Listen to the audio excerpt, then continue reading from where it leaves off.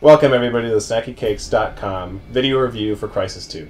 I'm Chris Casanova. And I'm Danny Irwin. So tell me a little bit about what is Crysis 2. Crysis 2 is an FPS that takes place in New York City, in which you're fending off an alien invasion. You play as a soldier named Alcatraz, and you're dealing also with a biological threat there in the city. Alcatraz? That's your name? Alcatraz. Destiny's a bitch, huh? It'll be on you now, son. Sounds really interesting. Tell me a little bit more about the story.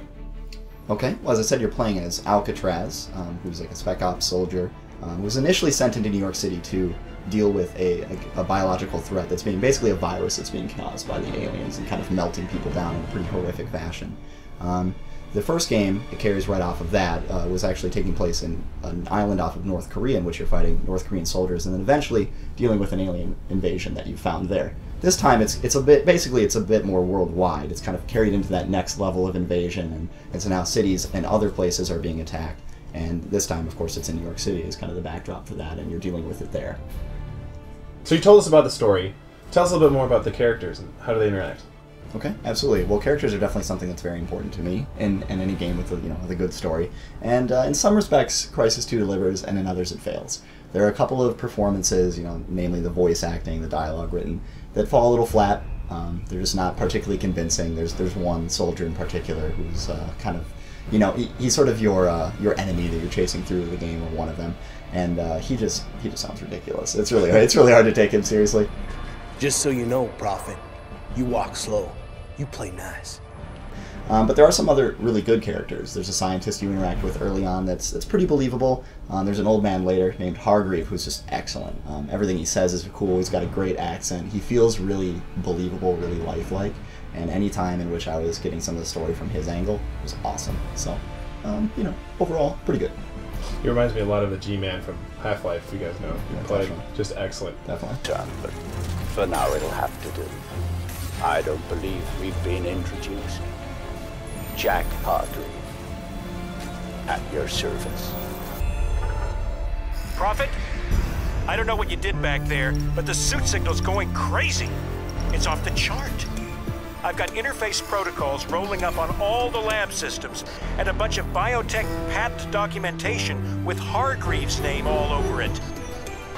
The guy just got through massacring a couple dozen of my men, Miss Strickland. I'm taking no more chances. Prophet dies.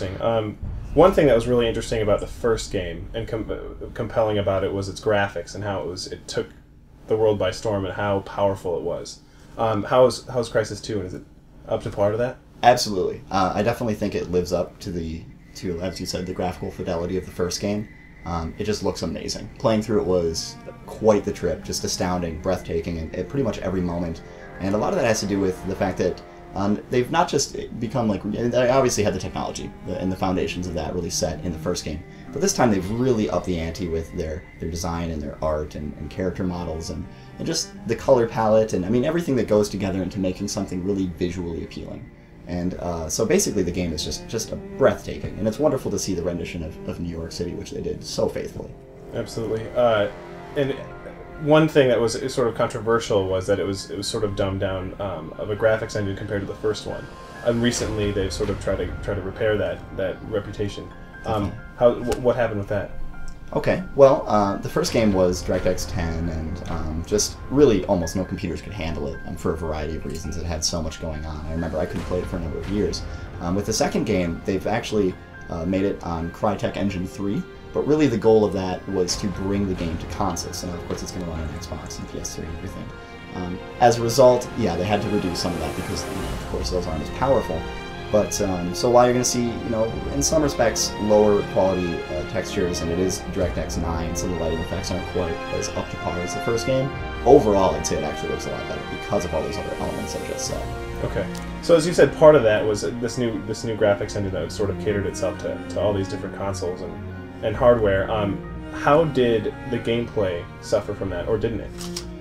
It didn't. There's definitely some streamlining, which I know is kind of a dangerous word to use in the gaming community, but I'd say it's streamlining for the best.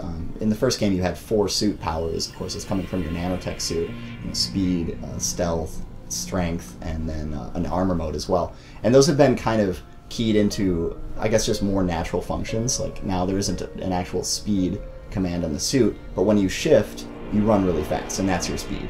And when you're in normal mode, that's your strength. So you're not switching between things quite as often, but it's really logical. It's really not that they've made it worse; they've just made it more intuitive, basically.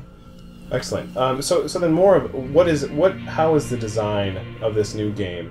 How's the level design? How does it all mingle together? It's wonderful. It's wonderful, especially with the level design. That fits right into the graphics too, because that's part of what is so breathtaking. I mean, they did a great job with New York City, and not just the fact that it's in the background, but that you're actually walking through city streets and going over, the tops of buildings and sometimes underground through sewers, and really seeing a lot of areas of the city. And every part of that looks great, but all of those different pathways actually offer a lot of gameplay choices, so that you can take maybe a more stealthy approach, or I guess an approach through a lot of enemies. You got to be ready to fight a lot, or try to get a vantage point for some sniping on a rooftop. A lot of different natural options based on that level design, and it's really intelligently done. It doesn't feel like go option A, go option B. You can kind of go back and forth and switch around depending on how you feel like playing at the moment. That's excellent. So is it almost like a cinematic feel to it then? I mean, do you get? Is it really linear, or since you said you have a lot more options, does it feel like an action movie, or what does it feel like? Well, it goes in between the two. Sometimes it's surprisingly open, the number of paths you can take, the number of options you have, just really, and of course the options that you have with your suit and the weapon choices to deal with any different kind of situation. But sometimes it's a little bit more linear, and that's usually when they bring in this great amount of spectacle, and it does feel like an action movie. And that's a wonderful thing. It's definitely not overdone here. I mean, some of the Call of Duty games, for instance, have really started to overdo it, and it seems ridiculous. But they've taken that Call of Duty idea of spectacle and applied it to wonderful effect here. I mean, you'll watch the city get destroyed and fight giant ships, and just every moment you never know what's going to happen. Something excellent is always around the corner. That's great. So now one of the most important aspects of games nowadays, especially in FPS, is multiplayer. And how is that going for Crysis 2? Again, kind of an intelligent decision there, where they've got sort of in between these two things, right? I mean, right now, Call of Duty, of course, is the king in multiplayer games as far as just how many people want to play it. And so they did cater to that community a bit, in that you've got perks, you have these unlockables, you gain points when you're playing the game. There are some kill streaks, so they're not as ridiculous and like spammable, if you will, as in Call of Duty. And so it kind of feels similar in that respect, but it still feels really Crysis, and they didn't lose that core at all. It looks great, which is part of it. The level design is wonderful.